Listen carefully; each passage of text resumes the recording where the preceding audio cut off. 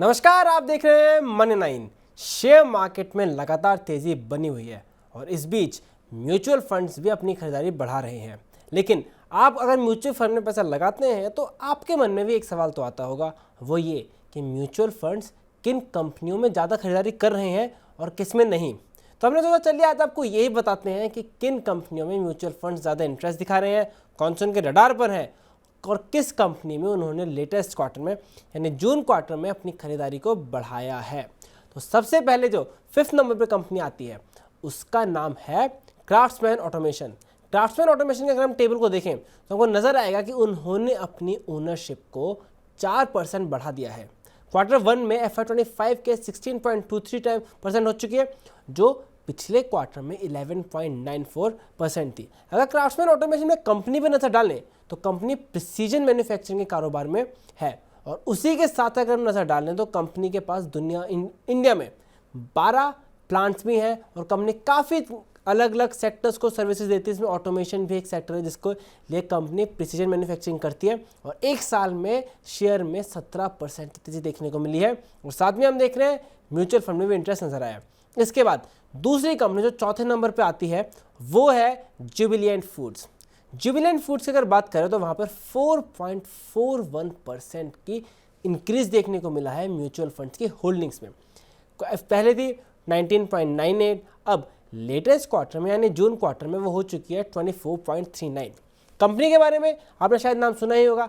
Company आप जो brands पसंद हैं, खाने के फेवरेट ब्रांड्स में से कुछ हैं, उनको ऑपरेट करने के फ्रेंचाइजी इस कंपनी के पास है। जुबिलेंट्स फूड के पास डोमिनोज और डंकिन डोनट्स जैसे ग्लोबल फेमस ब्रांड्स की ओनरशिप है। ओनरशिप मतलब इंडिया में ऑपरेट करने के लिए फ्रेंचाइजीज मिली हुई है इन कंपनियों से। उसके साथ साथ यहाँ इन्होंने अपने आप को चाइनीज़ फूड कैटेगरी में भी डाला है और हॉग्स किचन की ब्रांड को लॉन्च किया है। एक साल की अगर बात करें तो शेयर में अच्छा रिटर्न देखने को मिला है। एक साल में शेयर का भाव 20% से ऊपर तेज ट्रेड करता हुआ नजर आया है। इसके बाद तीसरे नंबर में जो कंपनी आती है वो है ग्लैंड फार्मा। ग्लैंड फार्मा पर अगर नजर डालें तो 7.52% की तेजी हमें देखने को मिली है, इंक्रीज मिला है इनके म्यूचुअल फंड्स की होल्डिंग्स में। 23% थी जो अब क्वार्टर 1 में FY25 के यानी जो भी जून में क्वार्टर खत्म हुआ है उसमें 30% से ज़्यादा की होल्डिंग है, जिस वजह से 7.52% का इंक्रीज देखने को नजर आया है। उसमें जुबिलेंट ग्लैंड फार्मा की अगर बात करें तो ग्लैंड फार्मा इंडिया की जानी मानी फार्मा की कंपनी में से एक है। One of the biggest companies है इंडिया में फार्मा की। और ग्लैंड फार्मा में जिस वजह से उन्हें पूरा फायदा मिल रहा है वो ये क्योंकि पूरी वैल्यू चेन में कंपनी काम करती है। अगर आप पूरी वैल्यू चेन में काम करते हो तो आपको पूरा कंपनी पर कंट्रोल रहता है, सारे मैनेजर्स बिजनेस को ऑपरेट करने में आपकी पूरी कंट्रोलशिप ओनरशिप रहती है, जिस वजह से अगर आप अच्छे से मेंटेन कर पाते हो तो ज़्यादा बेहतर रिजल्ट देखने को मिलते हैं। और कंपनी B2B मॉडल के तहत ऑपरेट करती है, यानी वो बिजनेस टू बिजनेस मॉडल में है जहां से इन्हें मैक्सिमम अमाउंट का रेवेन्यू मिलता हुआ नजर आता है। और इसके अगर हम ट्रेड में बात देखें, शेयर में बहुत अच्छे मूवमेंट देखने को मिला है। एक साल के अंदर शेयर ने 72% की शानदार तेजी दिखाई है। अब बात करते हैं सेकेंड नंबर पर कौन सी कंपनी है जिसमें म्यूचुअल फंड्स ने अपनी खरीदारी को बढ़ाया है, तो वो है स्टरलाइट टेक्नोलॉजीज। स्टरलाइट टेक्नोलॉजीज की अगर बात करें तो उनका 0.1% यानी 1% से भी कम हिस्सा था पिछले क्वार्टर में, लेकिन जून के क्वार्टर में वो हो गए 8.49 यानी 8.39% की हिस्सेदारी बढ़ी है। अब इसमें आपको एक और चीज़ याद रखनी होगी, इन्होंने राइट्स इशू भी निकाला, QIP भी था, जिसके भी जरिए भी हमें देख रहे हैं कि इंक्रीज देखने को मिला है। स्टरलाइट टेक्नोलॉजी के अगर बिजनेस पर नजर डालें तो स्टरलाइट टेक्नोलॉजी ऑप्टिकल फाइबर बनाने के कारोबार में है और उसमें इंडिया के एक दिग्गज कंपनीज में से एक है।